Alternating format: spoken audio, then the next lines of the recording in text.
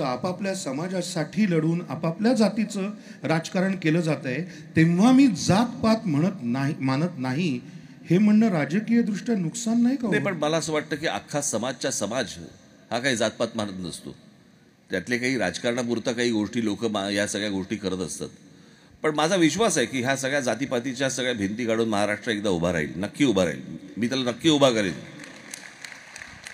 हे तुम्ही म्हणता तेव्हा ह्याला जोडून एक प्रश्न येतो. तुम्ही जे मगाशी म्हणालात ते अगदी बरोबर आहे की सगळी माणसं काही जातपात मानत नसतात. एक विशिष्ट राजकारणातला वर्ग तो आपल्या राजकीय हितासाठी आणि शॉर्ट टर्म गेनसाठी ह्या सगळ्या गोष्टी करतो. तुम्हाला असं नाही वाटत का की समाजातली बदलती परिस्थिती ही राजकीय नेतृत्वाच्या दखलंदाजीतच नाही आहे महाराष्ट्रात किंवा देशभरात तुम्ही म्हणा, आणि मग एक तुटलेपण आहे, म्हणजे आपला समाज वेगळ्या दिशेने चालला आहे आणि त्यांच्यापासून राजकीय नेतृत्व तुटत चाललेलं आहे, त्यांचा काही संबंधच उरलेला नाही आहे, असं तुम्हाला वाटतं? मी तुम्हाला एक गोष्ट सांगतो. मी मध्यंतरी पुण्याला आणि मुंबईला काही छोटे मेळावे घेतले. मला बरं झालं आज मी इथे या व्यासपीठावरनं मी आपल्याशी बोलू इच्छितो. आपण थोडासा काळाचा भाग जर समजा घेतला तर महाराष्ट्राचा इतिहास देशाचा आलाच त्याचबरोबर, पण महाराष्ट्राचा इतिहास म्हणून आपण पकडूया. या महाराष्ट्राचा इतिहास हा तुम्हाला लिहिताना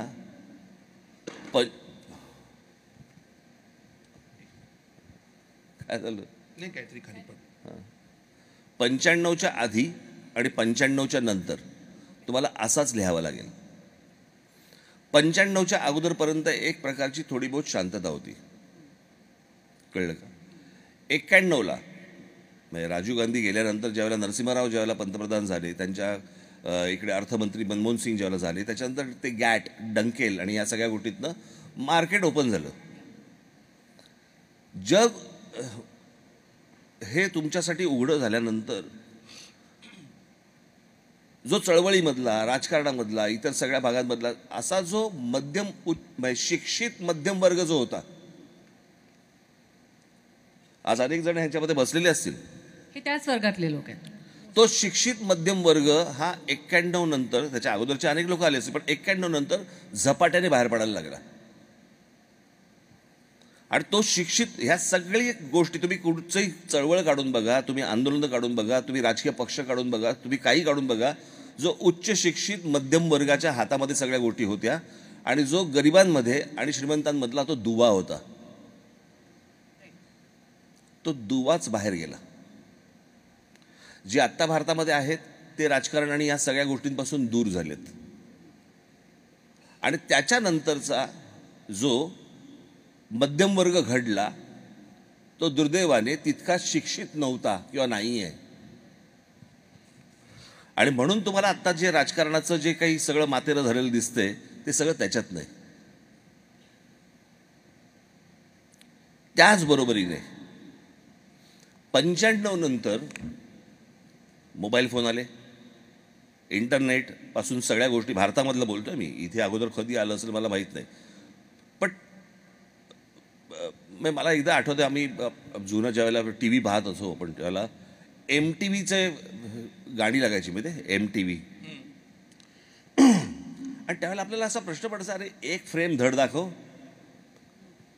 ते इतकं फास्ट एडिटिंग त्यावेळेला होतं की आपण त्याचा तो वेग आपल्याला भयंकर काहीतरी विचित्र वाटायचा, बरोबर. आज तुम्ही जुने चित्रपट पाहायला गेलात तर तुम्हाला असं वाटतं यार स्लो आहे भयंकर. आपण तो वेग पकडला. आता त्या सगळ्या गोष्टींमधनं इंटरनेट आलं, मोबाईल फोन आले आणि आता तर सगळंच वाढत गेलं. या सगळ्या वाढण्यातनं दुर्दैवाचा भाग, मी परत तोच सांगतोय की अशा प्रकारे न मुरलेली जी लोकशाही असते तिथे ज्या वेळेला तुम्ही प्रत्येकाला मोबाईलवरती कोणत्या ना कोणत्या प्रकारे व्यक्त होण्याची ज्या वेळेला तुम्ही त्याला मुभा देता, त्यावेळेला त्याच्यातनं फक्त भांडणच होऊ शकतात. हे जे सध्या सुरू आहे ना ट्रोलिंग, हे काय सुरू आहे? प्रत्येकजण आपली लायकी असो किंवा नसो, जे समोर येईल त्याला ट्रोल करायचं, वाटेल्या शिव्या द्यायच्या, वाटेल्या गोष्टी करायच्या. हे माध्यम कोणाच्या हातात आले? आणि त्याच्यामुळे अनेक ठिकाणी जर समजा तुम्ही बघितलं तर ते सगळे कंट्रोलच्या बाहेर गेलेलं आहे प्रकरण. आणि ज्या प्रकारे नेत्यांनी ज्या प्रकारे ती गोष्ट कंट्रोल करायला पाहिजे त्यापेक्षा त्याऐवजी ती लोक नेत्यांना कंट्रोल करायला लागलेत. ट्रोलर्स प्रामुख्याने सगळेच. आणि मग त्याच्यातनं मग हे सगळं जातीचं राजकारण आणि मग या सगळ्या गोष्टी मग ते वाहत जाणं त्याच्या मागे त्याला काही कंट्रोलच उरलेलं नाही. म्हणजे आता जर समजा तुम्ही महाराष्ट्रामधली परिस्थिती पाहिली, ह्यांची इतके आमदार फोडले, ह्यांनी इतके आमदार फोडले, ह्याच्यानंतर निवडणुका होत आहेत, निवडणुका झाल्या की ह्यांची मतं मिळतात, ह्यांची म्हणजे मला कळत नाही समाजाला नक्की की काय पाहिजे. जर लोक रांगा लावून जर समजा एका विश्वासाने जर एका राजकीय पक्षाला जर मतदान करत असतील आणि ते मतदान केल्यानंतर तुम्हाला एखादी गोष्ट आवडते की बाबा ह्या राजकीय पक्ष मला आवडतोय म्हणून मी मतदान करतोय आणि त्याच्यानंतर तो राजकीय पक्ष उठतो आणि भलत्याच लोकांबरोबर जातो आणि तरी लोक म्हणतात बरं ठीक आहे. म्हणजे अशा प्रकारची जर तुम्ही मतांशी जर प्रतारणा करणार असाल तर हे वायात जाणार सगळं प्रकरण. हे हातामध्ये काही राहणारच नाही. म्हणजे उद्या आत्ताची जी मी परिस्थिती पाहतोय आपण, ही जर समजा आता आपण सुधारायला नाही घेतली सगळ्यांनी मिळून तर आपण अराजकाकडे जाऊ.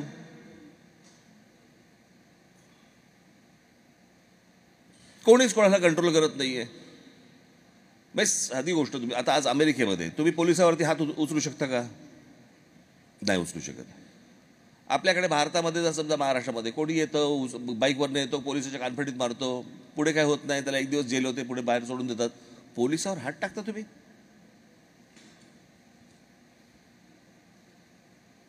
अशा प्रकारच्या जर गोष्टी आता मध्यंतरी काहीतरी म्हणजे किती खाली जायचं आपण, याला काही मर्यादा. आत्ता कोणतरी एका पोराने काहीतरी ती पोरच्या गाडीत 2 मुलांना काहीतरी ते मारले पुण्याला, बरोबर आहे. त्या पोराची, त्याच्या आईची, बापाची, सगळ्यांची, आजोबांची, सगळ्यांची चर्चा सुरू आहे. आणि त्या 2 मुलं जी मेली आहेत त्यांच्याबद्दल कोणीच बोलत नाही.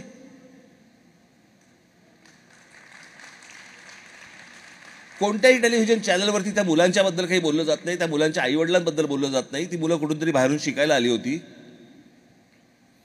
आणि ती केस कोर्टात गेल्यावरती कोर्ट सांगतो, जज सांगतो, तिथला मॅजिस्ट्रेट, की 300 शब्दाचा निबंध लिहून दे. हा कोणता जज आहे? म्हणजे हे असंच तर येऊ शकत नाही ना. पैशाचा देणघेण झाल्याशिवाय अशा प्रकारची गोष्ट कोर्टामध्ये होऊ शकत नाही. मग तुम्ही विश्वास कोणावर ठेवणार? पोलिसांवर, कोर्टावर, नेत्यांवर, प्रशासनावर, कोणावरती? जर समजा या सगळ्या गोष्टींवरचा लोकांचा विश्वास उडाला तर आपण अराजकाकडेच जाणार, अजून कुठे जाणार? पण तुम्हाला असं नाही वाटत का की हे जे तुम्ही म्हणताय या प्रत्येक गोष्टीबद्दल सर्वसामान्य माणसांच्या डोक्यात राग आहेच, त्याचं करायचं काय हे त्याला कळत नाही? म्हणूनच ना प्रश्न असा आहे की जर समजा माझ्या मताशी जर समजा समोरचे प्रतारणा करत असतील तर त्या व्यक्तीला मी शिक्षा करणार. पण साहेब पुन्हा तेच, सामान्य माणूस म्हणून मी मत दिलेलं आहे आणि माझं मत हीच माझी ताकद आहे आणि आता ते बदललं. मी तुम्हाला 5 वर्षानंतर एक उदाहरण म्हणून देतो. दुसऱ्या महायुद्धाच्या काळामध्ये ज्यावेळेला विन्स्टन चर्चिल यांचं ते व्ही फॉर विक्टरी आणि विन्स्टन चर्चिलनी दुसऱ्या महायुद्धामध्ये मोठा त्यांचा वाटा होता आणि त्यांच्यामुळे ते युद्ध जिंकले वगैरे अनेक गोष्टी झाल्या. त्या काळामध्ये युद्ध जिंकण्यासाठी म्हणून त्यांच्या राजा जो होता त्यांनी विन्स्टन चर्चिलला तिथे पंतप्रधान केलं आणि पंतप्रधान केल्यानंतर त्यांनी ती स्ट्रॅटेजी आखून वगैरे सगळ्या गोष्टी झाल्या. 8 महिन्यानंतर इंग्लंडमध्ये निवडणुका झाल्या आणि विन्स्टन चर्चिल पडले. तिथे ज्या वेळेला हे प्रश्न विचारले गेले लोकांना की अरे तुम्हाला युद्ध ज्या माणसाने जिंकून दिलं त्यांना निवडणुकीमध्ये 8 महिन्यानंतर तुम्ही पाडलत, काय झालं तुमचं? ते बोलले नाही, युद्ध काळात तो योग्य होता, शांततेच्या काळात योग्य नाही येतो. हा समज ज्या समाजामध्ये आहे ना, लोकशाही तिथे नांदते. पण मग या पार्श्वभूमीवरती ताज्या लोकसभेच्या निकालांकडे आपण कसं बघणार? या आत्ताच्या झालेल्या ते निकाल भारतीय मतदाराबद्दल काही सांगतात असं तुम्हाला वाटतं का? नक्की सांगतात. परंतु या सगळ्यातनं मला काय आत्ता निकाल लागलाय, यातनं बोध कोणी घेऊन काही पुढे होतंय का आता हे पाहणं गरजेचं आहे. कारण आपल्याकडे काय आता हा काय राजकीय व्यासपीठ नाही आहे, परंतु उद्या कोणी इथून तिथे जातील, कोणी तिथून तिथे जातील, काही माहीत नाही आपल्याला. आता तर साधारणपणे 1 वर्षभर आपण कळ सहन करू, वर्षभरानंतर बघू काय होतंय नक्की ते. कारण आता जे काही सुरू आहे ते काही, पण मला ज्या प्रकारचा निकाल लागला, सगळ्यांना व्यवस्थित जमिनीवरती आणून व्यवस्थित ठेवलेलं आहे. बघू आता. महाराष्ट्र नवनिर्माण सेना ही हा पक्ष जेव्हा स्थापन करायची वेळ आली तेव्हा या पक्षाचं नाव फार मनापासून आणि फार विचार करून ठेवलं गेलं. महाराष्ट्र नवनिर्माण सेना जे आहे त्यावेळेला त्यातलं नेमकं नक्की काय काय नको होतं म्हणून हे नवनिर्माण करायचं होतं? ते मला लोकांचा, तरुणांचा, तरुणींचा या राजकारणाकडे, महाराष्ट्राकडे, देशाकडे बघण्याचा दृष्टिकोनच बदलला पाहिजे. मला असं वाटतं मी एक 16 मिनिटाची मी एक ॲस्थेटिकवरती एक मी डॉक्युमेंटरी केली होती 2014ला. कदाचित त्यांच्यापैकी काही जणांनी पाहिली असेल. पण मला महाराष्ट्र कसा दिसतो, आता एक साधी आपण गोष्ट बघूया. माझं माझ्या देशावरती प्रेम आहे. ओके, म्हणजे काय? म्हणजे काय? बॉर्डरवर जाणार आहेस, गोळीबार करणार आहेस, काय करणार आहेस? माझं माझ्या देशावरती प्रेम आहे म्हणजे काय? म्हणजे आपण काय करणार आहोत? मला असं वाटतंय की त्या माझ्या डॉक्युमेंटरीमध्ये तीच गोष्ट आहे त्याच्यामध्ये, की माझ्या घराच्या आजूबाजूचा परिसर हा जरी मी स्वतः स्वच्छ ठेवला, असा प्रत्येकाने विचार केला तरी देश स्वच्छ होईल. माझं माझ्या देशावरती प्रेम आहे. आज तुम्ही ज्यावेळेला अमेरिकेमध्ये फिरता, ज्यावेळेला तुम्ही युरोपमध्ये फिरता किंवा बाहेर इतर देशांमध्ये जेव्हा फिरता, त्यावेळेला असं वाटतं की खरंच त्यांचं त्यांच्या देशावरती प्रेम आहे, कारण ती गोष्ट ते स्वच्छ ठेवतात. आज ज्या प्रकारचे, मी आता कालच सॅन फ्रान्सिस्कोला जाऊन आलो. मी आयुष्यात पहिल्यांदा गेलो तिकडे. काय शहर आहे सुंदर. असं शहर बघताना असं वाटतं वेल डिझाईन शहर आहे. त्या डॉक्युमेंटरीमध्येच मी एक वाक्य टाकलं होतं की आज जर समजा तुम्ही गेलात हिरोशिमा आणि नागासाकीला, तर आपला कोणाचा विश्वास नाही बसणार की इथे 2 अणुबॉम्ब टाकले होते. अणुबॉम्ब. मग आपली शहरं जी आहेत ही काही कारण नसताना बॉम्ब टाकण्यासारखी वाटतात.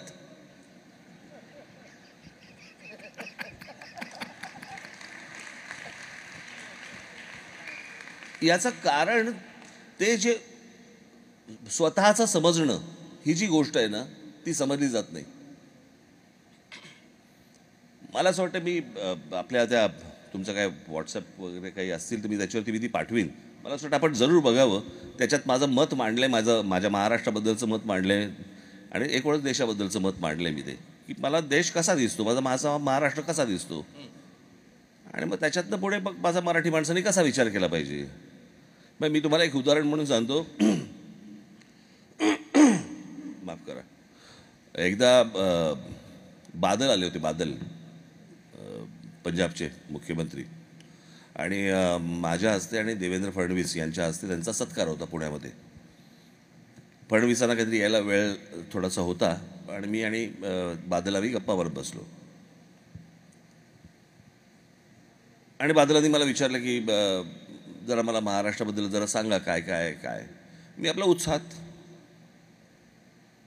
मी म्हटलं आमच्याकडे कोकण भाग आहे, म्हटलं असा आहे, समुद्रकिनारा आहे, डोंगरदऱ्या, त्याच्यानंतर आमचा विदर्भ आहे, म्हटलं आमचा, त्याच्यानंतर आमचा मराठवाडा आहे, आमचा उत्तर महाराष्ट्र आहे, आमचा पश्चिम महाराष्ट्र आहे, मग मुंबई आहे, बाकीची शहरं. आणि मग म्हटलं आमच्या इकडे म्हटलं जसं तुम्हाला कोकणामध्ये जशी एक भाषा मराठी मिळते तशी तुम्हाला मराठवाड्यात वेगळी मिळणार, विदर्भातमध्ये वेगळी मिळणार, जरा थोडासे लहजे बदलतात, उच्चार बदलतात, शब्द बदलतात, असं मी त्याला सगळं सांगत होतो. म्हटलं आमच्याकडे जेवणाची पद्धत म्हटलं कोकणामधली वेगळी आहे, म्हटलं आमच्याकडे मराठवाड्यामधली वेगळी आहे, विदर्भामधली वेगळी आहे. त्याचे माझ्याकडे बघत होते. नंतर मी त्याला विचारलं, म्हटलं सर पंजाब में कैसे होता है? नहीं, पंजाब में तो हमारे यहाँ हर घर में एक ही किस्म का खाना मिलता है. मला वाटलं मी विविधतेमध्ये मी माझ्या थोबाडीत मारून घेतली. ही विविधता जी आहे ना ही आपल्याला दूर लुटते. जी चांगली पण असते, पण त्याच्यातनं जे मगाशी सांगितलं ना, आमच्याकडे जरा थोडंसं वेगळ्या पद्धतीचं बनतं, ते इथून सगळं सुरू होतं. आणि जे एक प्रकारचं जेवतात, एक प्रकारचं बोलतात, तो समाज नेहमी शेवटपर्यंत एक राहतो. अख्ख्या तामिळनाडूमध्ये गेलात ना तर तिथे त्या जयललिता होत्या, त्यांनी एक त्यावेळेला निवडणुकीच्या वेळेला एक मोहीम आणली होती, 1 रुपयामध्ये इडली, अम्मा कॅन्टीन. अम्मा कॅन्टीन, बरोबर. त्याच्या साधारणपणे 5-7 वर्ष अगोदर किंवा आजूबाजूला असेल, महाराष्ट्रामध्ये त्यावेळेला शिवसेना भाजपचं सरकार असताना झुणका भाकर केंद्र आणलं. केंद्र होते. एक तरी चालू आहे का हो आत्ता? का?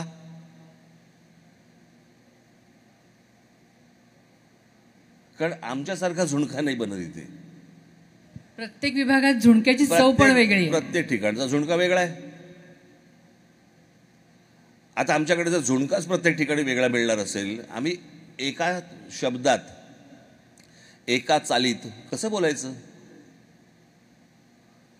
आणि या सगळ्या गोष्टींसाठीचा जो महत्वाचा दुवा आहे, मला असं वाटतं तो सगळ्यात महत्वाचा दुवा हा मराठी आहे. भाषा, मराठी माणूस. तुम्हाला महाराष्ट्र हा तुम्हाला एक ठेवणं गरजेचं आहे, नाही तर फोडायला काय लागतो वेळ आपल्याकडे. पण मग ह्याच्याशी भौगोलिक संदर्भाचा काही संबंध असेल का? कारण आता हे बघा, इथे बसलेली सगळी माणसं महाराष्ट्राच्या सगळ्या भागातून आलेली आहेत. ती देशाच्या बाहेर गेली की मराठी म्हणून एक होता, आणि तिथे असताना विदर्भातली आणि मराठवाड्यातली वेगळी असतात. हे का? माझा एक मित्र फार छान बोलला. त्याने सांगितलं की आपल्याकडे पूर्वी कोकणामध्ये अनेक पुढारी जायचे आणि पुढारी जाऊन बोलायचे की आम्ही कोकणाचा कॅलिफोर्निया करू. त्यांच्या लक्षात आलं की आता हे होऊ शकत नाही. मग अनेक कोकणस्थ उठले तिकडनं आणि कॅलिफोर्नियात आले.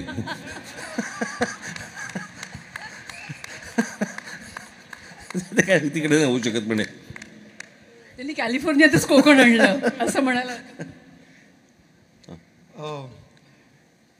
थोडंसं वैयक्तिक म्हणजे जरा जपू ना. हो, आता संस्थेला, पक्षाला 18 वर्ष झाली. या संपूर्ण काळामध्ये अनेक चढ उतार पक्षाने पाहिले, अनेक आरोप पक्षावर झाले, अनेक अपेक्षाभंग काही माणसांकडनं झाले. या सगळ्या प्रवासात तुमच्या अगदी लहानपणापासून सर्व स्तरांवर, प्रत्येक बाबतीत, शाळा असू दे, कॉलेज असू दे, मैत्री असू दे, राजकारण असू दे, या सगळ्या वेळेला काही माणसं तुमच्याबरोबर कायम राहिली. त्यापैकी एक नाव आहे आमदार नितीन सरदेसाई. आज नितीन सरदेसाई सुद्धा आपल्याकडे इथे आलेले आहेत. Lights please. मला आता प्रश्न तुमच्याऐवजी थोडासा त्यांना आहे, तुमच्या स्वभावाविषयीचा. तो असा आहे की नितीन सर, आपलं आधी स्वागत आहे. तुम्ही इतकी वर्ष राज ठाकरे यांच्या प्रत्येक वेगवेगळ्या परिस्थितीमध्ये कायम बरोबर आहात. तुम्हाला राज ठाकरे किती माहिती आहेत, यापेक्षा मला तुम्हाला विचारायचं आहे की किती राज ठाकरे तुम्हाला माहिती आहेत. कारण राज ठाकरे कलावंत, राज ठाकरे राजकारणी, राज ठाकरे मित्र, राज ठाकरे कुटुंब प्रमुख, असे कितीतरी राज ठाकरे आहेत. आणि प्रत्येक वेळेला हा, म्हणजे तुम्हाला काय वाटतं, तुम्ही इतके दिवस यांच्या बरोबर आजपर्यंत असण्याचं कारण काय? त्यांच्या स्वभावातली कुठली गोष्ट तुम्हाला अशी वाटते? अरे बाबा, मला ना स्तुती ऐकायला आवडत नाही. त्यांच्या स्वभावातली कुठली गोष्ट तुम्हाला आवडत नाही? म्हणजे ते स्तुती करतीलच असं नाही, शिव्या ऐकायची इतकी सवय लागली आहे. कसं आहे की त्यांच्यातला अँग्री यंग मॅन सगळ्यांनी बघितला आहे. मग तो सभांमधून असेल किंवा कुठेही असेल, पण त्यांच्यातला एक स्वतःच्या कुटुंबासाठी किंवा त्याच्या सगळ्या मित्रमंडळाच्या कुटुंबासाठी सुद्धा असला एक प्रेमळ माणूस तो मी अत्यंत जवळून वर्षानुवर्ष बघितला आहे. आणि तो खूप वेगळा आहे. म्हणजे ह्यापैकी घरातल्यांना कोणाला काही आजारपण किंवा काही झालं तर त्यासाठी जो पिता आपल्या मुलांसाठी किंवा कोणासाठी जितकी काळजी घेईल, तितकंच आजूबाजूच्या आणि मित्रमंडळांमध्ये सुद्धा जर त्यांच्या कुटुंबामध्ये कोणाला काय झालं तर पहिलं उठून डॉक्टरला फोन करण्यापासून त्याला ॲडमिट करण्यापर्यंत, आणि त्याच्यानंतर जर त्याला काही गरज असेल तर ती ह्या हाताची ह्या कानाची त्या कानाला न कळता ती झालेली असते. आणि त्याचा उल्लेख त्याच्यानंतर पुढच्या आयुष्यामध्ये कधीही होत नाही.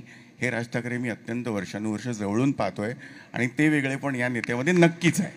आणि कदाचित तेच कारण असेल की आमची मैत्री टिकली. हां, त्याच्यात एक व्यसन पण आहे त्यांचं, ते म्हणजे मैत्रीचं. हां, प्रचंड सगळे कारण मला फक्त सुपारीच्या खांडाचंच व्यसन नाही आहे. नाही, हे व्यसन मैत्रीचं जे आहे त्यामुळे मगाशच्या प्रश्नाची असं आहे की इतकी या सगळ्या क्षेत्रातले मित्रमंडळ कसे, तर ते त्याचं कारण हे आहे की ह्यांच्यामध्ये कुठला तरी तो असा एक आकर्षून घेणारे काहीतरी त्या व्यक्तिमत्वामध्ये आहे. एकदा माणूस जोडला गेला की तो कायम तसाच राहतो. कदाचित सेम पेजवर असतात, म्हणजे मध्ये किती वर्षांची गॅप गेली, पुन्हा भेटल्यावर ते तिथेच असतात. हे वेगळे पण नक्कीच आहे. मला आपणा सर्वांना एक प्रश्न विचारायचा आहे. आपण सगळे आत्ता जे आलायत ते ह्या मुलाखतीसाठी आलायत ना? नक्की ना? हां, नाही, मला काय झालं होतं, एकदा मागे मी नगर जिल्ह्यामध्ये एक कर्जत नाही, कर्जतच मला सुटतं, वरती तिकडे कर्जत जामखेड म्हणून बाग आहे, तिथे प्रचार सभेला गेलो होतो मी. 95ची गोष्ट सांगतोय. आणि इथे खूप डोंगरावरती असं वरती होतं, तिकडे मी गेलो तिथे तर प्रचंड थंडी होती, प्रचंड म्हणजे प्रचंड थंडी. मी गेलो व्यासपीठावर तर सगळेजण कानटोप्या बिनटोप्या घालून होते. समोर बसलेली जी लोकं होती सगळं भरलं होतं. मला असं 92 वगैरे असेल त्याला, 92ला वगैरे. आणि सगळे समोर लोक बसले होते, सगळे घोंगडीमध्ये होते, आतमध्ये होते सगळे. बरं, काही टाळ्या वाजल्या तर आतल्या बाजूच्या मला काहीच कळायचं नाही, आणि काही हसले तरी पण मला काही समजायचंच नाही ते सगळं. आणि मी आपल्याला, आणि तिथे कसं होतं, बाकीचे सगळे घोंगडीमध्ये, कानटोप्यांमध्ये, शालीमध्ये सगळे, मी झब्ब्या लेंग्यात, मला कोणी सांगितलंच नाही. त्याच्यामुळे मी आणि झेंडा हे दोघे फडफडत होतो तिकडे. आणि मी तिथे पोचल्यानंतर मी भाषण माझं संपलं, राष्ट्रगीताला लोक उभी राहिली, राष्ट्रगीत संपलं आणि लोक परत बसली. म्हटलं आता का बसलेत? नंतर पिक्चर आहे ना. तेव्हा मला कळलं पिक्चरसाठी आले होते, त्याच्यामध्ये मी भाषण करून गेलो. तर असं नाही आहे ना आत्ताची मुलाखत? असं नाही, असं नाही. हां, जे बोलतायत ते तुमच्या विषयीच बोलताय. विचारलेलं बरं नाही, पण सरदेसाईंच्या उत्तरानंतर त्यातूनच एक प्रश्न तयार होतो की आज नितीनजी इथे आहेत, अनिल शिदोरे इथे आहेत. वेगवेगळ्या क्षेत्रामध्ये काम करणारी अशी विचारी माणसं तुम्ही तुमच्या पक्षाबरोबर दीर्घकाळ जोडून ठेवलेली आहेत. आणि थिंक टँक म्हणजे मी नाशिकची आहे, त्याच्यामुळे नाशिकमध्ये आपल्या महानगरपालिकेच्या निवडणुकांमध्ये तुम्ही जे वेगवेगळे प्रयोग केले होते ते आम्ही मतदार म्हणून जवळून पाहिलेले आहेत. त्या विषयात आपण जायला नको. पण मला प्रश्न विचारायचा तो असा आहे की या पद्धतीचा विचार करणारी, नव्या दिशेने जाऊ इच्छिणारी, त्या दिशेने जाण्याचा मार्ग माहिती असणारी माणसं राजकारणात ह्याच्या पुढच्या काळात येतील का, असं चित्र आहे. कारण आजूबाजूचं जे काही भीषण आणि बकाल वास्तव आहे ते पाहता नवा विचार करणारा आणि जग बदलायची इच्छा असणारा कोणीही तरुण मुलगा किंवा मुलगी राजकारणात मी जाईन अशी महत्वाकांक्षा असलेलं कोणाला तुम्हाला ऐकू नाहीये. आत्ताचं उदाहरण देतो मी. हां. आत्ता म्हणजे एक अर्धा पाऊण तासापूर्वीचं. ओके. शर्मिलाच्या एक मैत्रीण इथे बसल्या आहेत समोर. त्यांची एक मैत्रीण आत्ता त्यांना भेटायला आली होती. त्या बसल्या असतील इथे कुठेतरी. नाही, त्या हे नाही, ह्या सुलू ते त्यांची एक मैत्रीण बसली होती. त्या मैत्रिणीचा मुलगा किती वर्ष झाली? 8 वर्ष झाली. तो इथे वाढलाय, इथे जन्माला आला, सगळं काही इथून केलं, त्याला कुठची भाषा येत नाही. तो इथून मुंबईला गेला. मुंबई, काठमांडू, कलकत्ता अशा अनेक ठिकाणी ज्या मुलींना जबरदस्ती वेश्या व्यवसायाकडे पाठवलं जातं त्या मुलींची सुटका करण्यासाठी म्हणून तो माणूस प्रयत्न करतो. मुलगा तरुण पोरगा आहे. त्या एका मिशनसाठी म्हणून तो तिकडे गेलाय. जो इथे जन्माला आला, इथे शिकला, इथे वाढला आणि एके दिवशी त्याला असं वाटलं की नाही मला या विषयात काम करायचं आहे, म्हणून तो मुलगा उठला, इथून गेला आणि भारतात आत्ता तो काम करतोय या विषयावरती. आज अनेक तरुण इथे असतील. मला असं वाटतं की महाराष्ट्रासाठी आपल्याला जर काही समजा काही करायची इच्छा असेल, वाटत असेल, तरी जरूर तिथे महाराष्ट्रामध्ये या. पण आखूड शिंगी, बहुदुधी, कमी चारा खाणारी गाय जगात मिळत नाही. कळलं का? मला ढोसलं पण नाही पाहिजे, पण चारा पण कमी खाल्ला पाहिजे आणि दूध पण जास्ती दिलं पाहिजे, असं अशी कुठचीच घाई नसते. तर त्याच्यामुळे जर यायचं असेल तर मला असं वाटतं सर्वस्व पणाला लावून तुम्हाला यावं लागेल. आणि जे काही महाराष्ट्रासाठी म्हणून, मराठी भाषेसाठी, मराठी माणसासाठी म्हणून करता येईल, देशासाठी करता येईल, ते मला असं वाटतं तुम्ही केलं पाहिजेत. कारण तरच मी तुम्हाला सांगतो, मला ह्या सर्व लोकांचे, हे सगळे अमेरिका स्थित, अनेक जण युरोप स्थित अनेक लोक आहेत भारतामध्ये गेले, खास करून आपले मराठी लोक. मला तुमच्याबद्दल प्रचंड कुतूहल आणि कौतुक आहे. ऐकून तर घ्या. पण तुम्ही कौतुक आहे म्हणालात ना, तेच तर सांगतो की पाण्यापासून टॉयलेट पेपरपर्यंतचा जो प्रवास आहे, मला असं वाटतं तो अद्भुत आहे. जरा तपशिलात सांगा ना. ह्याहून तपशिलात काय सांगू तुम्हाला? काय हो तुम्ही पण अजून किती तपशिलात जायचं ह्याच्या? म्हणजे माझं असं म्हणणं आहे की तो विचार करणं. मी आत्ता तुम्हाला सांगतो साधी गोष्ट. जर समजा आता आम्ही कधी कुठे परदेशी येतो किंवा मी कुठे महाराष्ट्र टूरवरती असतो, खूप दिवस बाहेर असतो, आणि मग एक घरची ओढ लागते, घरी गेलं पाहिजे. खास करून परदेशामध्ये असताना तर जास्ती होतं. एक 10, 12, 15 दिवस झाल्यावरती असं वाटतं आता जाऊया, आता घरी जाऊया, आता कळलं का? तो जो होमसिक होणं जे आहे ते न होता ह्या लोकांनी एके दिवशी विचार केला की मी आता आज घर सोडतोय, एका देशात, वेगळ्या देशात जातोय जिथे मला कोणी ओळखत नाही आहे, आणि मला माझं तिकडे आयुष्य घडवायचं. मला असं वाटतं हा विचारच क्रांतिकारक आहे की अशा प्रकारे विचार करणं, तुम्ही सगळं सर्वस्व सोडून देणं, जिथे तुम्ही सगळे लहानपणापासून वाढला, जे काही लहानपणापासून पाहिलं, जे काही गोष्ट असेल, आणि एके दिवशी तुम्ही निघालात. खास करून तर मला अशा ज्या महिला असतात, माझ्या माता भगिनी ज्या आहेत इथे, त्यांची तर काही जणींचं तर मला त्यांचं जास्ती कौतुक वाटतं की नवरा परदेशामध्ये आहे म्हणून मला यायला लागलं. म्हणजे माझ्या मनात नाही आहे, पण आता माझं लग्न झालं, पण मला आता यायला पाहिजे इथे, आणि इथे आल्यानंतर रुळायचं. मला असं वाटतं हे अद्भुत आहे, अशा प्रकारे विचार करणं. मला त्या मुलाचं पण देखील मला त्याचं कौतुक वाटतं की तो असा इथून इथे जन्माला आला, इथे वाढला, इथे मोठा झाला, सगळा शिकला इथे, आणि एके दिवशी म्हणाला आई वडिलांना की मी चाललो भारतात. आज अनेक मुलं असतील इथे की ज्यांना असं वाटत असेल की बाबा भारतामध्ये जावं, महाराष्ट्रामध्ये जावं, पण तुम्ही ज्यावेळेला विचार कराल ज्यावेळेला त्या गोष्टींचा, तर मला असं वाटतं तो पूर्ण विचार करूनच तुम्ही या गोष्टींचं पाऊल उचललं पाहिजे.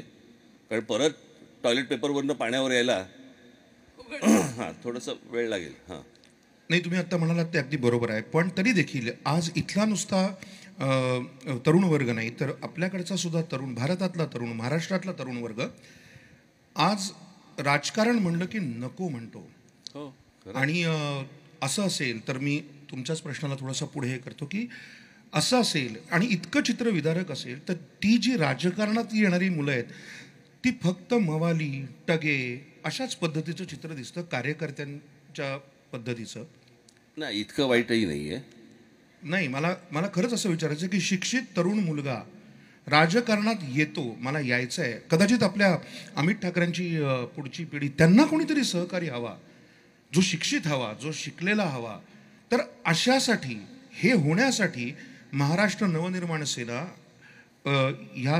या पक्षाकडून आणि तुम्ही असा काही ठोस प्लान, एखादं काही गोष्ट आहे का? म्हणूनच मी अनेक मुलांना ज्यावेळेला भेटतो ना, मी त्यांना तेच सांगतो, मला नुसता शिक्षित मुलगा नकोय किंवा मुलगी नकोय, मला सुज्ञ हवेत.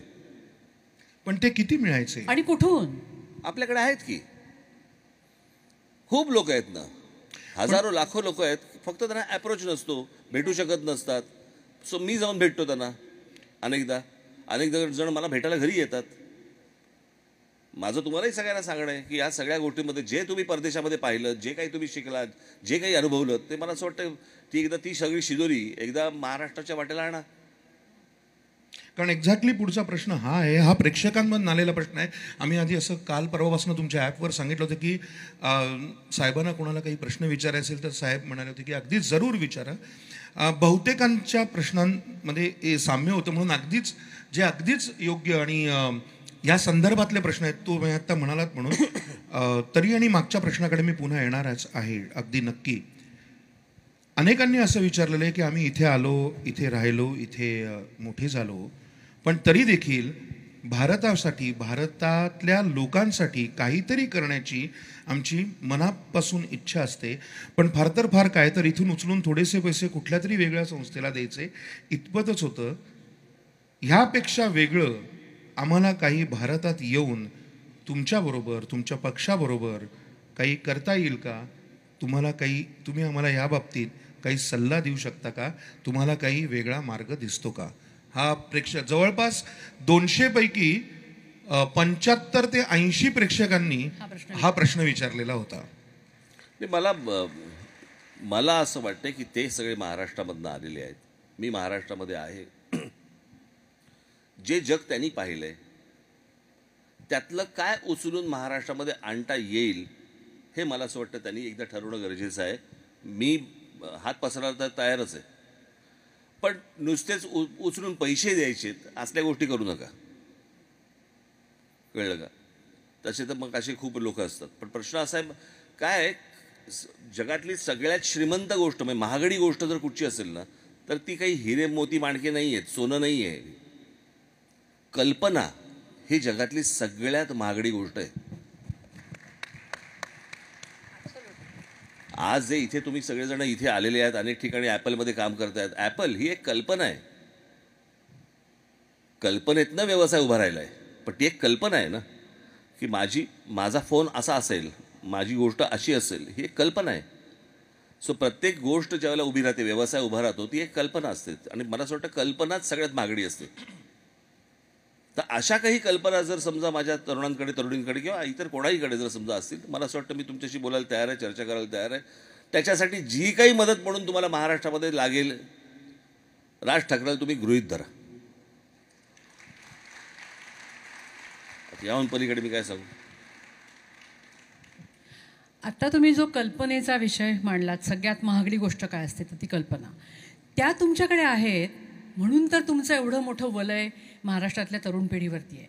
एक साधा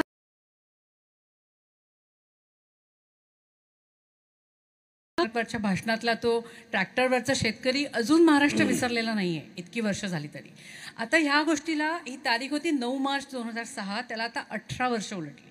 म्हणजे आपण असं गृहीत धरू की त्या तुमच्या सभेला जो 20 वर्षाचा मुलगा आला असेल, तो आज 40शीत पोचून त्याला 2 मुलं झाली असतील. तरीसुद्धा आजही तुमच्या सभांना जी खचाखच गर्दी होते, त्याचं ॲव्हरेज एज खूप तरुण आहे. त्याच्यामध्ये 17, 18, 15, 20 वर्षाची प्रचंड मोठ्या संख्येने मुलं येतात. तुम्हाला काय वाटतं की तुमच्या इतका तरुणांना आकर्षून घेणारा मॅग्नेट, लोहचुंबक भारताच्या राजकीय परिप्रेक्ष्यामध्ये दुसरा कोणी असेल असं मला वाटत नाही. तुमच्याकडे अशी काय जादू आहे, काय शक्ती आहे, का एवढी तरुण मुलं तुमच्याकडे आशेने बघतायत असं का बघतायत मला माहीत नाही, पण मला असं वाटतं मी अनेकदा ह्या गोष्टीमुळे मी माझं नुकसान पण करून घेतलेलं आहे. का बरं? सांगतो ना. आणि ते म्हणजे खरं बोलणं. आपण म्हणतो की माणसाने, राजकारण्यांनी खरं बोललं पाहिजे, पण अनेकदा खरं बोलण्याचे परिणाम देखील मी तसे भोगलेले आहेत. पण म्हणून मी खरं बोलायचं बंद करीन किंवा करेन असं होणार नाही माझ्याकडनं. मला राजकारणाचा एकूणच सगळा काय म्हणू, पण त्याचं दिसणं, त्याचं असणं, सगळ्या गोष्टी मला बदलायच्या आहेत. एकदा मी नेहमी सांगत आलो की महाराष्ट्राने एकदा माझ्यावरती विश्वास ठेवावा, एकदा हे राज्य माझ्या हातामध्ये यावं. बरं, आत्ता जे वाट लावतात त्याहून अजून मी किती वाट लावू शकतो? एवढी तर कपॅसिटी नाही ना माझी. मला असं वाटतं एकदा हा प्रयत्न करून बघावा महाराष्ट्राने, हा प्रयोग करून बघावा. आणि मला विश्वास आहे की महाराष्ट्र हा प्रयोग करेल नक्की. नक्कीच नक्कीच. आपण आवरूया का? आता बोर झाले असेल. नाही, बोर कशाला, आपल्याला चालणार आहे ना अजून. बघा आता तुम्हाला थोडासा अडचणीत टाकणारा प्रश्न. मगाशी तुम्ही म्हणला तसं माझं फक्त कौतुक करू नका. महाराष्ट्र नवनिर्माण सेनेने घेतलेले, अर्थात तुमच्या पक्षाने घेतलेले, तुम्ही अध्यक्ष म्हणून घेतलेले काही निर्णय पूर्णपणे चुकले हे जाहीरपणे कधी मान्य करता येईल का? किंवा चुकले आहेत असं वाटतं का? आणि तसं असेल तर आत्मपरीक्षण जेव्हा आपण म्हणतो, हे तुम्ही स्वतःकडे कसं बघता? नाही, आत्मपरीक्षण करतोच ना आपण. ज्यावेळेला निर्णय घेतो त्यावेळेला तो चुकलेला नसतो. नाही, आधी निर्णय कधीच चुकीचा नसतो, परिस्थितीने तो चुकीचा ठरला जातो. त्याच्या मागचं इंटेन्शन वाईट आहे का? तर इंटेन्शन वाईट नाही आहे, पण परिस्थिती अशी निर्माण झाली की त्यावेळेला तुम्हाला असं वाटलं की बाबा हा निर्णय चुकीचा आहे. त्याला काही नाही करू शकत तुम्ही. आमच्याकडे कसं आहे, काय शाहरुख खान सलमान खानचा एखादा चित्रपट पडला ना समजा शुक्रवारी, तर तो रविवारी सुरू करू शकतो. आम्हाला 5 वर्ष थांबायला लागतं. आणि म्हणून माझी महाराष्ट्राला नेहमी माझी विनंती हीच राहिली आहे की अरे दरवेळेला 5-5 वर्षांनी आमची वय वाढत जात आहेत. सो ज्या वेळेला जी गोष्ट हातामध्ये द्यायची, ज्या वेळेला ती ऊर्जा असते, ज्या वेळेला ती उर्मी असते, त्याच वेळेला ती गोष्ट हातामध्ये द्यावी. पण साहेब, तुम्ही जर प्रत्येक वेळेला खरं बोलणार, जातपात मानणार नाही, सत्तेत असण्यासाठी म्हणजे सत्ता बदलण्यासाठी सत्तेत असणंही तितकंच समजा गरजेचं आहे. नाही, मी माणसं उभी करीन खोटं बोलायला, पण मला नाही जमणार. क्या बात. ते मला नाही जमणार ते. याच्यावरून मगाशी आनंद म्हणाला त्याप्रमाणे काय तुम्हाला एक गोष्ट सांगतो. व्यक्ती, राजकीय पक्ष हे सगळे, या सगळ्या गोष्टी असतात, येतात, जातात. सगळं महाराष्ट्र कायम राहणार आहे. मला असं वाटतं महाराष्ट्राचा विचार नीट केला पाहिजे आपण. ती गोष्ट कायम आहे ना, तो भूभाग हा कायम राहणार आहे. माणसं येत राहतील, जात राहतील. आणि म्हणूनच अशा टप्प्यांवर जेव्हा काही आपण आधीचा पक्ष सोडलात आणि नवीन पक्ष निर्माण करायची ताकद दाखवली, त्यावेळेला आपण सांगितलं होतं की एक गृहस्थ आपल्याकडे आले आणि म्हणाले काळजी करू नकोस. त्या गृहस्थांचं नाव होतं सलीम साहेब.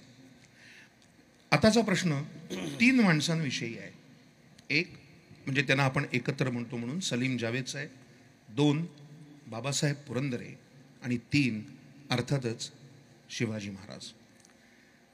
या प्रत्येकाने, एक आपण पाहिले नाहीत, दुसरे आपल्या दोघांच्याही संदर्भात संपर्कात आलेले आहेत. त्यातले 3 व्यक्ती आहेत, एक महापुरुष आहे. एक महापुरुष आहे. या तिघांबद्दल अगदी आम्हाला तो किस्साही ऐकायला आवडेल त्या क्षणाचा. आणि अर्थातच अत्यंत अवघड प्रसंगात तुम्ही मगाशी म्हणालात तसं की ह्या लोकांचं तुमच्यावरचं प्रेम, लताबाईंचा तुमच्याशी असलेला संवाद, आणि ज्या सलीम साहेबांनी तुम्हाला, हे प्लीज आम्हाला ऐकायला आवडेल की त्यावेळेला तुमची मनस्थिती अवघड होती. आम्ही ते ऐकलं आणि तेव्हा आम्हाला असं वाटलं की हे खरंच लोकांपर्यंत पोचायला हवं. आणि तेव्हा ते तुम्हाला येऊन घरी आले, तो प्रसंग प्लीज आम्हाला सांगाल का पुन्हा? नाही, मला नाही आवडत मला या सगळ्या गोष्टी सांगायला. नाही, परत प्लीज सांगा. नाही, नका ते. मला तो विषय सोडून द्या. मला स्वतः ज्या गोष्टी झाल्यात त्या झाल्यात. आता मला मी कसा होतो आणि मग मी कुठच्या परिस्थितीतून जात होतो आणि मग मला काय काय झालं, बरं, मला असल्या कुठच्या गोष्टींमधनं मला काही तसं नका सांगू. सलीम साहेब, जावेद साहेब यांच्याबद्दल तुमच्या मनात असलेलं बाबासाहेब पुरंदरे, कारण मला आठवत आहेत जेव्हा महाराष्ट्र भूषण पुरस्कार द्यायची वेळ आली होती आणि कोणीतरी त्यांना द्यायचा नाही म्हणून विरोध करत होता, मला तुम्ही म्हणाला होता जिथून मला शिकायला मिळेल ना तिथून मी शिकत आलो. समाजाकडे कसं पाहावं, राष्ट्राकडे कसं पाहावं, भाषेकडे कसं पाहावं, माणसांकडे कसं मला असं वाटतं बाबासाहेब असतील, सलीम साहेब असतील, जावेद साहेब असतील, कोणी माझे वडील असतील, बाळासाहेब असतील, माझे आजोबा असतील, कोणी असतील, अनेक लेखक आपल्या महाराष्ट्रामधले होऊन गेले, दीदी असतील, आशाताई असतील, ह्यांनी मला असं वाटतं की आपण कसं जगलं पाहिजे, आपण काय केलं पाहिजे हे मला शिकवत गेले ते. आणि मी ती गोष्ट हेरत गेलो. म्हणजे त्या एका फरारी की सवारी नावाचा चित्रपट होता, त्याच्यामध्ये एक फार छान वाक्य होतं की एक तो स्वतःच्या मुलाला स्कूटरवरनं घेऊन चाललेला असतो आणि सिग्नल मोडतो. आता सिग्नल मोडल्यावरती तर काय आजूबाजूला बघतो कोणी पोलीस वगैरे नसतो म्हणून पोलिसाकडे जातो, हवालदाराकडे. तो म्हणतो की मला हे भरायचे पैसे भरायचे. तो म्हणे कसले? तो बोला मी सिग्नल तोडला ना.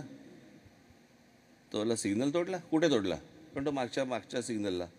मग तिकडे पोलीस नव्हता? तो म्हणतो नाही तिकडे पोलीस नव्हता. मग कोणी बघितलं का? तो बोला कोणी बघितलं? हो बघितलं ना. तो म्हणतो कोणी बघितलं? तो म्हणतो मुलांनी बघितलं ना. जो देखेगा वही सीखेगा ना. आता त्या मुलाला जर तशी सवय लागली की हे सिग्नल तोडायची आहे तर तो तेच करणार. मला असं वाटतं की मी ह्या सगळ्या लोकांकडनं, या सगळ्या व्यक्तींकडनं मी खूप गोष्टी हेरल्या, खूप गोष्टी घेतल्या. आणि मी स्वतःला त्या बाबतीत भाग्यवान म्हणतो की ही लोकं माझ्या आयुष्यात आली. असे अनेक लोक आहेत की ज्यांच्याकडनं मी काही गोष्टी शिकल्या. म्हणजे मी बाळासाहेब ज्यावेळेला मला लहान असताना मला व्यंगचित्र ज्यावेळेला शिकवायचे त्यावेळेला काही काही व्यंगचित्र मला ते दाखवायचे. आणि त्याचं आणि मला ना त्या बाबतीत मी जरा बरं आहे. मी एक वाक्य एखादं कुठचं कोणी बोललं ना तसं माझ्या आतमध्ये आर पार जातं. ते एक व्यंगचित्र कुठचं तरी मला समजवत होते आणि समजवत असताना त्यांनी मला सांगितलं की हा स्ट्रोक असा नको मारू, हा त्याचा स्ट्रोक आहे, तू नको मारायला जाऊ आत्ता. कळलं का? त्याचं कॉम्पोजिशन बघ, त्याचं पर्स्पेक्टिव्ह बघ कसा आहे काय आहे वगैरे. आणि त्याच्यात त्यांनी एक वाक्य सांगितलं की तू या सगळ्या हा जो व्यंगचित्रकार आहे ह्याचा इफेक्ट घे, त्याचे डिफेक्ट्स घेऊ नकोस. कळलं का? तर मला असं वाटतं की मी ह्या सगळ्या लोकांकडनं जे चांगले इफेक्ट्स आहेत ते मी वेचत आलो आणि घेत आलो. जेवढं माझ्याकडनं शक्य होईल तेवढं मी घेत आलो. सो आणि मला असल्या कुठच्याही फ्लॅशबॅकमध्ये रमायला आवडत नाही. उपस्थितांकडून जे प्रश्न आले त्याच्यातला एक प्रश्न आत्ता तुम्ही जे बोललात त्याच्याशीच संबंधित आहे. तो प्रश्न असा आहे की व्यंगचित्रकार म्हणून तुमची काय ताकद आहे हे सगळ्या महाराष्ट्राला माहिती आहे. पण अलीकडे दुर्दैवाने तुम्हीच व्यंगचित्रांचा विषय होता अनेकदा. असे मीम्स जेव्हा तुमच्याकडे येत असतील तेव्हा तुम्हाला काय वाटतं एक व्यंगचित्रकार म्हणून आणि एक व्यक्ती म्हणूनही? नाही मी एन्जॉय करतो. फक्त बऱ्याचदा असं मला वाटतं की अरे बाबा त्याला बोलवून सांगावं असं वाटतं जरा थोडं ड्रॉइंग सुधार. हां, किंवा तुझा जी पंचलाईन आहे ती सुधार. अशा काही गोष्टी सांगाव्याशा वाटतात. पण मी एन्जॉय करतो. काय त्याच्यामध्ये काय, 2 द्यावेत 2 घ्यावेत. झालं? नाही. आता अजून एक महत्त्वाची गोष्ट, आपल्या सगळ्यांना अत्यंत आनंद होईल अशी एक गोष्ट मी आता साहेबांना विनंती करणार आहे. तुम्ही आमच्याशी गप्पा मारल्यात, मनातलं बोललात, मराठी माणसाविषयी बोललात, इथल्या अमेरिकन माणसांनी आपल्यासाठी काय करावं ह्या संदर्भात आपण गप्पा मारल्या. पण आत्ता जो विषय निघाला व्यंगचित्रकार, तुम्हाला इथे चित्र काढल्याशिवाय तर आम्ही सोडणार नाही साहेब. काय पाहिजे ना? अरे थांब ना, पण त्याच्या आधी एक शेवटचा प्रश्न आहे. बरं, प्रेक्षकांकडूनच आलेला आहे, सहभागी लोकांकडून. वूप ॲपवर सगळ्यात जास्ती लोकांनी विचारलेला प्रश्न विचारायची हिंमत मी तुमच्या वतीने करते. तो प्रश्न असा आहे की राज ठाकरे हे महाराष्ट्राचे मुख्यमंत्री झाल्याची बातमी आम्हाला केव्हा कळणार? केव्हा मिळणार? केव्हा मिळणार? झाला.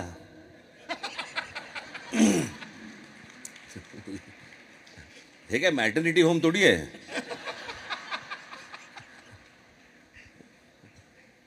झालं. थांबा या. काय मी तुमच्याशी गप्पा खूप वेळ मारू शकतो. मी 2 तास 3 तास 4 तास. पण अशा मुलाखतीच्या कार्यक्रमाला ना पुढचे पण तुमचे काही कार्यक्रम असतील, अजून अनेक कार्यक्रम असतील, त्याच्यामुळे मला ते सगळं अवघडल्यासारखं होतं. साहेब आपण हे कुठे ठेवावं आणि